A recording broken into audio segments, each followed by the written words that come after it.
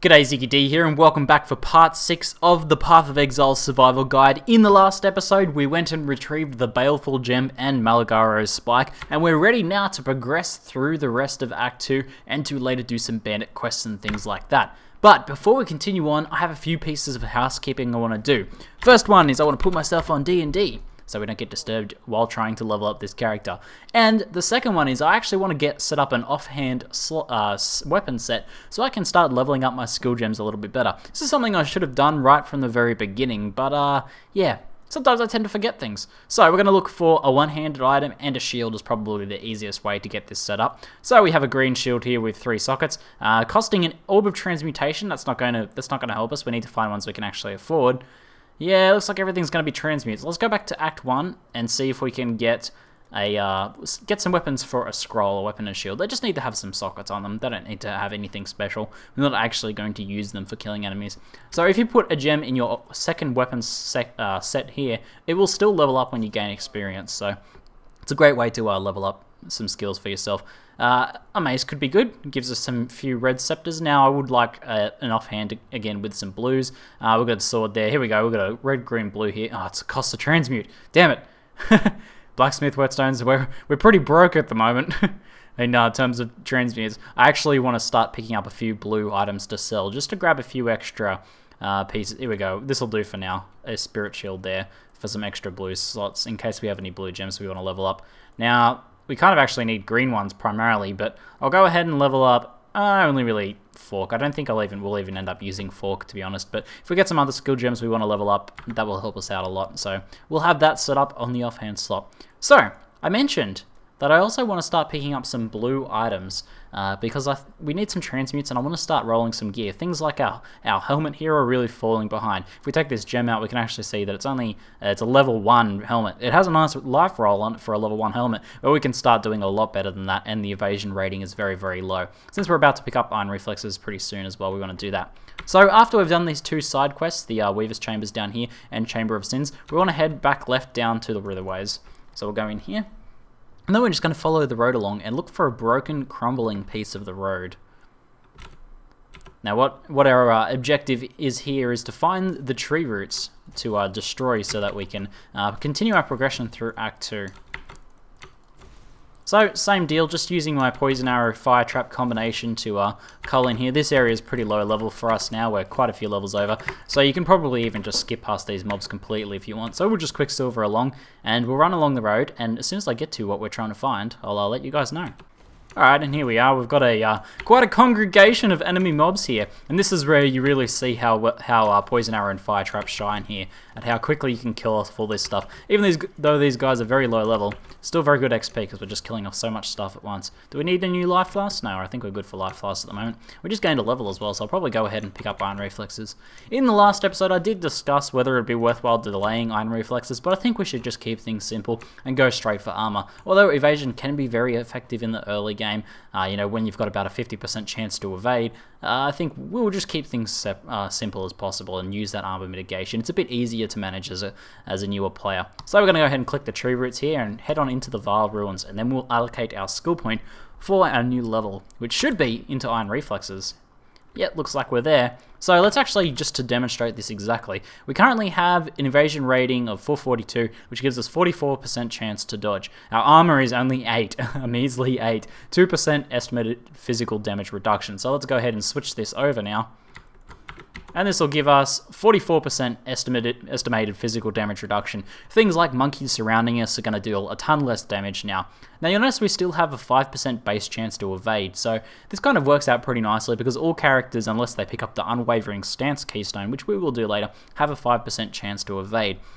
That's just, it means you can benefit from things like blind or enfeeble curse cast on enemies, which makes them less likely to hit. So you still dodge some stuff, but later on we'll pick up Unwavering Stance because not being stunned is a little bit more helpful. So in here we have, I don't think we've actually seen these guys before. I can't recall if we've seen them up to this point. I don't think so. The Vaal constructs deal chaos damage in a projectile form. So if you have, some way of avoiding projectiles, like On does Guile on the passive tree, which is a avoiding projectiles keystone down here. Doubles chance to evade projectiles. You can evade things like that. But for the most part, Chaos Resist is your only way to deal with that, or simply dodging them. When there's a room full of these guys, they can hit really, really hard. So the good idea is just to attack and keep moving and try and avoid all of their shots. Try and avoid the majority of the barrage there. So these guys, the Vaal Fallen, are also pretty interesting. These guys hit pretty hard, and you'll notice it says Elemental Status Effects. What these guys essentially do is use the skill Elemental Hit, which has a 33% chance of either using fire, lightning, or cold. So it's going to hit you with one of those elements. That means there's a pretty good chance that when these guys hit you, you're also going to take some sort of status element. We can sit here and let them wail on for us. You notice we got frozen for a second there. We're taking a lot of damage, so I might kill some of these guys off. And we'll also get occasionally set on fire, and we'll occasionally get shocked. So these guys are pretty dangerous, and you want to just not get surrounded and beat down by them too much. If you're taking reduced amounts of damage, if your resistances are high, and if your armor is high, then you're probably not going to get status affected too much. You'll notice, I'd say we have pretty good cold resist at the moment. Only 10%, not a big deal, but we only got frozen for a little bit, so it must have only been a smaller hit. Because remembering that status effects correlate to the amount of elemental damage done. So he mustn't have hit us with very much cold damage on that hit that we only briefly got frozen for. But otherwise, it's pretty simple to navigate your way through this zone. Just try not to get surrounded by these guys, or try not to get hit by too many of the Vaal constructs all at once. And we've found the waypoint. We'll make sure to grab that. Not 100% mandatory to get this waypoint, but handy if you need to, log out or something like that and want to save your progress. Now, we've got a powerful crits group of Vaal Fallen here, which these will be very dangerous. Let's see if we can get one of them to hit us to show off the status effect. Yeah, we got shocked there. You'll notice that we had a shock stack up there. I don't actually know if that was a crit or not. But if these guys crit and do a lot of extra damage with their crit, the status effect is going to be much, much more potent. So you could get frozen for a long time. You could have a nasty burn. Like this one was definitely a crit. A 4-second burn there. Or maybe not. But it was still could be pretty dangerous. The damage of the burn correlates to the damage of the crit. So something you want to keep an eye out for. Powerful crits is always a pretty dangerous mod. Fun story, actually. Yesterday on Nemesis, I almost died. I was on a map that had the vulnerability curse on myself, so potential to take a lot more damage. And then I came up against a bear, just a bear. I wasn't, I've dealt with plenty of bears, never really been too much of a problem. But he had the powerful crits modifier, and I didn't really pay attention to it. He ended up hitting me for 4,900 life. I only have 4,200 life, but thankfully I had mana shield, totaling more than his hit. So I ended up living through that with only about 200 life, which at endgame is a very, very, very close call. So that was a pretty intense experience. I wish I was recording when I did that, but I was only doing a very low level map, and I wasn't expecting anything crazy like that to happen. So even in places that don't seem that dangerous, it's always a good idea to check the mods on your enemies and pay attention to things like that, especially nasty combinations like the fact that I'm cursed and these creatures do powerful crits as well. That sort of combination. They do big physical damage already, those bears, so having powerful crits on them means they're going to do a ton more, and having vulnerability cast on myself means going to take a ton more as well. So very, very dangerous, and something I should have been a bit more aware of, and as a result I almost died, but we just managed to live through it, thankfully, because my character is super tanky. I like playing tanky characters, in case you guys haven't seen so far. So, oh yeah, there's just some normal spiders in there. Nothing really too much to say about these guys, so don't stress too much, just kill them normally. These guys don't do any sort of Viper strikes or anything like that. And we'll continue through here, and whoa! Yeah, you don't want to take a bunch of hits like that. So we'll continue through here, and try and do it safely. And I'll grab any chests and things like that on the way. Something I actually do want to mention is okay, we must be heading up this direction. I want to start looking out for white items that could be useful for myself. So, for example, if I find, here you go, like a leather hood like this, level 20, perfect. That could be good. That could be good. So we'll hold on to that. If we get a transmutation orb, we'll consider rolling that. Okay, so I eventually found the steps. It was actually down below the waypoint. I wasn't expecting that. But, as usual with a lot of zones, the easiest way to kind of find this sort of thing is going to be to follow the outside wall, and you're eventually going to come to it, because this is going to be in one of the exterior rooms of this zone. So we found the Vaal Ruins level 2 here, and no chests or anything like that. So we'll head down into the Vaal Ruins level 2. Oh, we've encountered a rogue Exile, along with a rare mob here.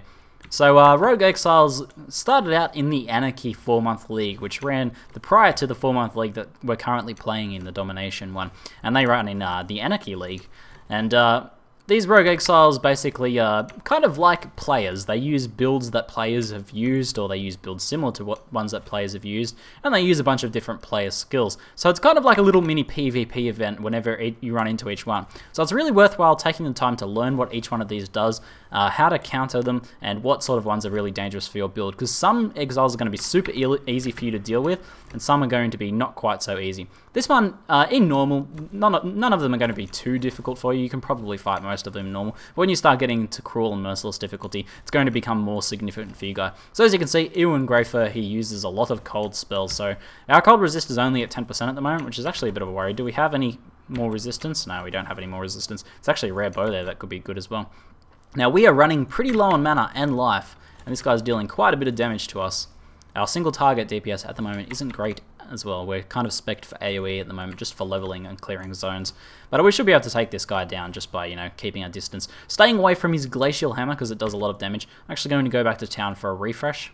We'll refill our flasks here, and that'll give us the mana needed to continue along. Now, you'll notice when I came in the portal, I was actually in grace period. So until you move, nothing's actually going to attack you for about 20 seconds. This is in the game to give people that have like long load times a bit of leniency. But if you have fast load times, you can use that to sort of survey your surroundings, see whether you're surrounded, and either drop another portal and go out of there, or decide what your best course of action is. Since I'm only fighting one Rogue Exile here, it's not a big deal. Not a big deal.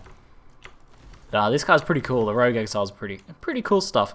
So you notice I'm just paying very careful attention to keep my range away from his Glacial Hammer, because Glacial Hammer has a very high chance of freezing, and it does a lot of damage as well. So the Cold Snaps, they can freeze as well, but they don't do quite as much damage as the Glacial Hammer, so not as big a concern. He's a pretty cool guy though. I quite like him. So keep our mana up, and we'll go for the kill. It's worthwhile killing these guys. It's a lot of fun, firstly, but also you get a ton of loot from them. They kind of drop about on par with what I would say bosses drop now in terms of loot. So pretty nice, and we'll get the kill there.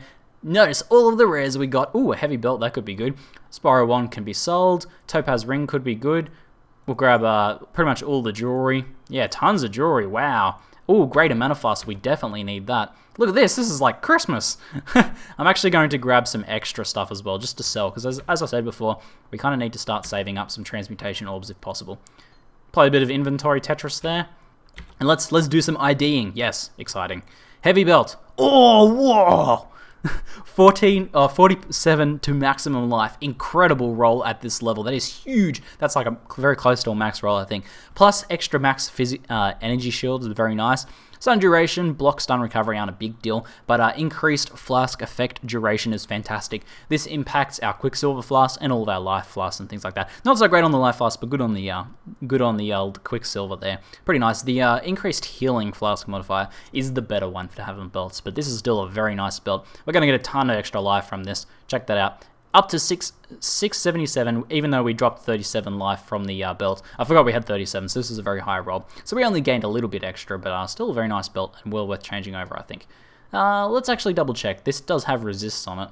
We'll keep this aside for now in case we desperately need some resists. Now, let's check out some of this jewelry, because we currently have 3 white items of jewelry on, so any of these could be very good for us. We have increased spell damage, all attributes, not going to be helpful for us. We'll keep our mana regen. 18 to dexterity could be somewhat helpful. It's a 22 lightning ring. We'll go ahead and put it on this one, change out the 24. And this is intelligence evasion rating. Again, not great on the lightning resistance roll there, but the intelligence might help out with supporting some skill gems and things like that. So I'll go ahead and get rid of those guys. What about this gold one? Increased elemental damage with weapons. That's okay. I might go ahead and use this as well, because it's got some rarity on it. Maybe we'll get a unique, maybe we'll get lucky. Anything else good here? The boots? No, our boots are still very good. Our gloves are pretty good, so probably not going to get an upgrade on. This chainmail tunic could be an upgrade. No, ours is much better at the moment. And we'll ID the helmet just in case. Nah. And what about the bow finally? Ooh, it's a pretty nice bow. Tempting to switch over to Ice Shot here. Let's take Fork off Ice Shot. We ideally want to run Pierce on Ice Shot at some point. We can run LMP on Ice Shot for now as AoE. 34. Maybe we'll give this a roll for a little while. I think I need a higher fizz damage bow, to be honest. It's only 22%. But we'll see how we go. Now I'm going to go do a town run, sell this stuff, and get some currency items for us. Okay, so we have one transmute orb now. I think it's worthwhile crafting something. Our most needed slot is the helmet. You'll notice 88 evasion compared to 17 evasion. Definitely time to upgrade. Didn't get a life roll, but we're doing pretty well in life, so I'm kind of willing to take the huge jump in armor over the 17 life, so let's go ahead and do that. It also gives us some more gem slots to level things up in as well. So we'll go ahead and put these in there. We'll get split arrow leveling. Split arrow is also a potential one we could use while leveling because it has a built-in lesser multiple projectiles to it. So, for example, this has 3 additional arrows at the moment. Let's see what the comparable damage is. 39 to 34. Eyeshot's going to have better crowd control, but let's actually play with split arrow for a while. And if we level it up a little bit more, we'll get an extra projectile as well. So I might play with split arrow for now, and we'll continue leveling everything else though. Actually, we could potentially alterate this helmet here. Ooh, oh damn. Some accuracy. Oh well, that's going to help a little bit. The evasion roll we had before was actually probably better though. Not going to spend any more currency. We don't want to go crazy spending currency at this point in the game. Now we can still use Fire Trap as excellent AoE. In fact, it just leveled up. And we'll use Split Arrow as well. We'll see how that feels. Yeah, the damage feels okay. The damage feels okay. This bow is a little bit low on attack speed. What's its actual attack speed? Yeah, 1.2. Not great. I prefer the 1.5 ones. A much nicer feeling. But we'll see how we go with Fire Trap and Split Arrow for a while. Test that out. If not, we can always switch back to Poison Arrow. We're still leveling it up. Alright, and you'll notice we've made our way eventually to the Ancient Seal. You'll notice you enter this when you encounter a room that is much wider, and you'll start to see this foggy, smoky area. So we're going to go ahead and click this, and things are going to get creepy. We release the darkness onto the world. Uh-oh, what have we done? What have we done? Okay, these guys here are... oh no, these ones don't puncture, thankfully. Okay, so these are just the basic Serpentine constructs here, snake mobs. They're very fast moving though, so if you don't want to get mobbed, you can kind of draw them out away from other mobs. Okay, and we made our way to the staircase. I actually did pretty quick on that one. Just kind of followed the wall, followed the right wall I decided to follow, which was the right one, thankfully. Otherwise, we would have taken the long route. But you'll eventually come to one that's kind of this staggered staircases here, and you'll know you've found the exit then. So we just continue up now into the wetlands. So from here, we want to head forwards and grab a waypoint. The waypoint will be somewhere along a river, so we'll just move forwards until we find the river, and then or the creek, and we'll follow it along. So we have some chaos damage snakes in here, similar to the projectile Vaal constructs. These guys deal chaos damage, and you just want to avoid their volleys as much as possible. They do a fair bit of damage, especially if, since we don't have any chaos resistance at this point of the game. But it's not a huge deal as long as your life pool's pretty good. That's the only thing you can really do to mitigate it now, besides just actually dodging it. So here's the waypoint. We found it just next to this waterfall here, and now. Oh, actually, I think now's a good time to head back to town. So what we're going to do is going to take this waypoint back to town, and do we need to do anything in town? Actually, we don't need to do anything in town. So we're going to go straight to the Western Forest from this waypoint. We're actually going to be doing the Bandit quests now. So, the way the Bandit quests work is there's 3 bandits in Act 2. There's one here in Western Forest, there's one here up on the bridge, and there's one in the zone we just came from, the wetlands. You have a choice. You can help one of these bandits, get a reward specific to that bandit, or you can kill them all and receive 1 passive point. It's a good idea if you're following a build to make sure that person has said what you want to take in terms of the bandit quest in each difficulty, because these vary in difficulties. In this one, for example, we're going to be helping Oak for additional base life, because that scales really well. It's actually probably the best reward in this difficulty. In the next difficulty, we're probably helping Oak again for extra physical damage, and in the final difficulty, we're probably helping Oak again for the endurance charge. But your build, if you're playing a different build to this one, is going to, it's going to vary which one you actually help or kill, or whether you just kill them all. And if you're unsure, just go ahead and kill them all and get the passive point if you're making your own build. There will be bandit respecs coming very soon. So, to find Alira here in the Western Forest, we want to just take one direction on the road. We want to follow the road until we come to a crumbled bit of road, same as in the other zone. Here's actually a domination shrine though, so I'm going to make a little detour and grab this because it could be fun. It looks like it's an increased size one, which I wonder if the explosion damage of those guys scales off the increased life. We didn't take a lot of damage, but we are out leveling this zone by quite a bit now. It's a massive shrine, yes. It's so hilarious. So this is actually the wrong direction since we encountered the exit. We're going to continue along. We might as well use our fire traps here and clear these guys off once they start to bunch up on us. Ooh, a freeze mine. That could actually be a very handy skill to pick up. It's one of those kind of flexibility skills that you can work into any build. It allows you to freeze mobs and freeze bosses and things like that if you're a bit clever with it. So we'll go ahead and grab that and maybe consider leveling it up even if we have any slots at a later date. So we'll continue along here and see if we can grab the crumbled area of the road. Yes, I am making a video, guys. I believe D&D doesn't stop guild chat, so you guys can enjoy my guild banter. These guys are all they're an entertaining bunch. So here we go is the crumbled section of the road. So from the crumbled section of the road, we kind of just want to head directly out from it. And we got lucky and found the camp right away. Sometimes you'll have to search a little bit more in this area. It might be anywhere in that area there. We're eating a bunch of explosions. I guess our guild chat does go through the D&D, but that's cool. So, we're going to be killing Alira. That means we have to do the Alira fight. Alira fight isn't too difficult. These guys are all going to attack us, as is she.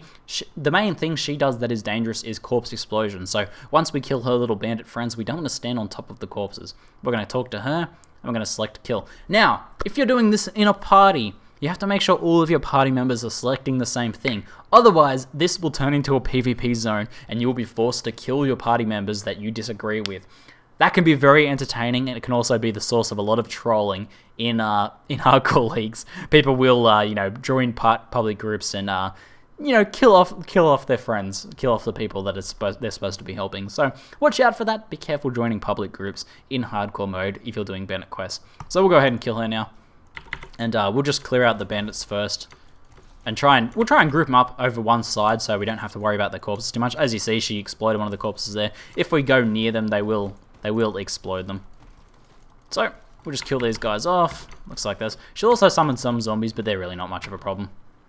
So just still a few more bandits to kill, and then we'll start working her down. We currently have frenzy. Is that decent as a single target? It is. 48 damage is pretty good. Actually, poison arrow is probably a better single target, to be honest. More mana expensive, though. So maybe we'll consider using Frenzy. It'll also get stronger as we use it more. Alright, all the ads have been taken care of, and I'll use Frenzy now. We'll see if we can support the mana costs of Frenzy. We'll just stand here and face tank using our flask correctly. Same sort of deal we've done in the past. Oh, we actually wanted to use that mana flask. I think I accidentally sold it. Oops. I really wanted that mana flask. Damn it. Well, might make a trip back to town to buy a new one. That's actually something I was planning on doing last time. We're having trouble keeping up our mana to do Frenzy, as you can see. But still doing okay damage here. Could be a lot better if we could actually support the mana costs of it at the moment. And Flask will help that a lot. So, just finish her off. Come on! Not a particularly hard fight once you take care of her ads, as you can see. As long as you have enough health. And use your health Flask nicely. And there we go. Just grab her amulet, make sure we actually grab that. Nothing else there we want, so we'll take a portal back to town. Oh man. 3 Orb of Transmutation, that's the most expensive mana flask I've ever seen. Well, it looks like we're going to have to just keep our eyes peeled for one, because we're not getting one at the moment. And we'll go ahead and sell these guys as well. All attribute amulets can be helpful if you're having trouble meeting attribute requirements on skills. However, 2 to all attributes is really not a big deal, so we'll go ahead and sell that straight away. Now, we're going to head to the crossroads where we grabbed this waypoint before, and we'll head over to the bridge to do the next bandit. So just head directly up in this direction away from the waypoint to the northeast, I would say. I guess it's the north, depending on how the orientation of the compass works in Path of Exile. I've got some blue monkeys here. We'll kill these guys off for a bit of bonus XP. Oh, and there's a rare staff. We'll grab that to sell. And we'll make our way into the broken bridge here. Now, in here, we have to be a little bit cautious of fire damage. Some of the bandits in here use explosive arrow, so I'm going to go ahead and use, how is our fire resistance going? Only 8%. We'll go ahead and use a 23 one here. What are we losing out on? We'll lose out on intelligence. Oh no, we can't lose out on intelligence. Looks like it's required for some of our skills at the moment. So we'll go ahead and lose out the dexterity, which we already have plenty of, as you can see. Yeah, lacking in intelligence, so might be worthwhile to actually grab this intelligence node now, as I suggested on the next level, to help us support our skills a little bit better. So yeah, we've got just, with the melee ones here, we just deal puncture, so be very careful of those guys, same as before. We've dealt with quite a few different puncture mobs in this area, and these guys here will use explosive arrows. Now, explosive arrow, if you get hit by one, isn't a big deal. It'll explode after a short duration. But if you get hit with multiple ones of them, the explosion damage scales depending on how many explosive arrows are stuck in you. So be careful if you're getting hit by most of them. If you get hit by a few, good idea to back off and try and avoid the rest of them. We've actually encountered some rolling golems now. The other ones we encountered before I was trying to make roll weren't actually the ones that roll over the top of you. But again, these are rolling golems. Will do a fair bit of damage if they roll over the top of you. And it's hilarious when you kill them when they're rolling.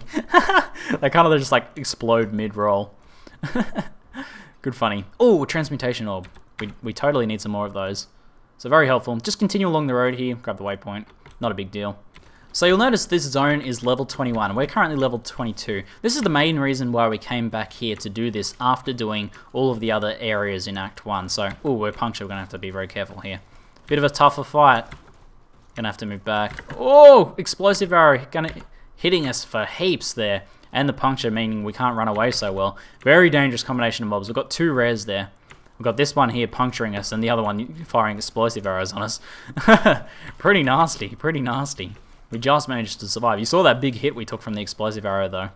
So that was pretty huge. But we'll finish this guy off. Just by himself, he's not too much of a threat. Maybe I can use Frenzy. Yeah, very nice, very nice. So I'll grab this stuff. We've got a studded belt. Ooh, the Diskin boots, 3-link. Any good? Do they have move speed? No, not very good. How's the studded belt? Ooh, 31 maximum life. Not bad. If we were hurting for life belts, that would be very handy. I'm actually going to pick up the int node next because that'll help us. It'll mean we can remove this other piece, this other ring if we need to. That has int on it at the moment. It's not good when you're changing your gear around a lot to have to rely on an item that has intelligence, strength, or dexterity on it. Looks like there's another shrine down there. It looks like a move speed one. So we'll go ahead and grab that ourselves and continue on through this zone. Oh, there's a great amount of fast back down there. Quick, go fast, go fast. Okay, we'll go and switch that out for one of those. We can get rid of you now. We don't need you. Man, I love that run speed shrine. So fun. What's our move speed at with this one? Run speed, 6%. Okay, so it doesn't say it. It doesn't say it. Oh, increased projectile speed. I didn't actually know it did that as well. That's pretty fun. That'll work really nicely if you're using a spell like EK or Freezing Pulse. Okay. Come on, Kraityn. So, Kraityn is pretty dangerous. Kraityn's a bit of a gear check for a lot of people. If you end up dying at Kraityn, then you might need to farm and get some better gear with more life especially. The first thing we want to do is clear out the bandits, and I might actually show a technique for getting your way through these bandit fights a little bit easier. So we'll go ahead and select to kill Kraityn here, and what we're going to do is kill off these bandits. So we've actually been punctured, so I'm going to have to kind of not move around too much. Oh, see if we can health fast through these guys. What we're going to do is clear off most of these bandits and pop a portal down. So it looks like we've killed off the bandits now. So we'll go ahead and portal back now. We're not actually having that much trouble. We could keep fighting him just fine, but I just want to show this off. So if you kill the bandits around him and then portal back, not hostile. It actually resets the boss fight. He goes back to full life, but his bandits don't revive. So that's a nice little trick you can use to make it through these more difficult ones. But we can now select again to kill him. And what we want to do to fight Kraityn, because he flicker strikes, we want to stand still. We want to try and get him right on top of us. He's actually running around a bit, so I'm going to kind of try and see if we can get him in the corner here. And then we can just use our single target attacks and he won't flicker strike us around. Same deal as dealing with other flicker strikers in the past. If they flicker strike, they deal a lot of damage to you. So, yeah. Sometimes he'll run away and do it himself, but for the most part, if you stand still, it's fine. Kind of an anti-kiting mob. So, one you don't want to kite. So I'll just keep my mana up and slowly work him down with Frenzy. And there we go. We got Kraityn's amulet now. Make sure to grab that. And I'll just grab some more blues to sell for transmutation orbs. Oh, there we go, belt. And we'll take another portal back to town. So now we either go help or kill Oak, depending on what your decision is. I will go ahead and just sell everything here. We don't need any of this. And now we want to head back to Oak. So to find Oak, we just go back to the wetlands waypoint. And we can follow the stream or creek where we found the waypoint just up a little bit further and you'll come straight to the bandit camp. It'll be somewhere on the edge of a cliff usually. So see if we follow this along here. Sort of got a little bit narrower. There's the waterfall. We can head up around the waterfall. And you'll notice his bandit camp here is great. We've actually gone the wrong way though, so I'll go left around the cliff. Up the wrong entrance. Or maybe we did go up the right one. No, here it is. So, if we wanted to fight Oak, I can only talk about this because I can't show it because we're actually going to help Oak. Oak leap slams and uses sweep. He does a lot of damage leap slamming around. So same idea as Kraityn. You want to keep him still if you can. So stand there, go toe-to-toe with him. If you find you're tanking him okay, then that's good. If you're not able to tank him going toe-to-toe, then you're going to have to just keep very mobile and use something like your poison arrows and fire traps. You want to throw fire traps on him just after he leap slams, because if you throw a fire trap down and he leap slams onto it, he'll actually destroy the fire trap and it won't go off. Another strategy is to try and, get him somewhere around here and stand over here yourself so he doesn't see you or leap slam, and then to use like your poison arrows to try and get the poison arrow cloud to kill him down slowly. That's the kind of cheesy way of killing him if you're having a lot of trouble getting through him. Lots of people don't kill Oak. Most people help him for most builds at the moment, so it's pretty hard to find a party. But if you want to kill him yourself, then that can be a bit of a challenge. But we're going to help for 40 maximum life because this will make a huge difference. We won't just go to 700, we'll go quite a bit beyond that, 733, because of our increased life percentage passive nodes. So we got the Apex now, which is the full amulet that we needed. We'll join the amulets together, and we're going to use this pretty soon to complete Act 2. But for now, that's the end of this episode. I'm ZiggyD, and thanks for watching.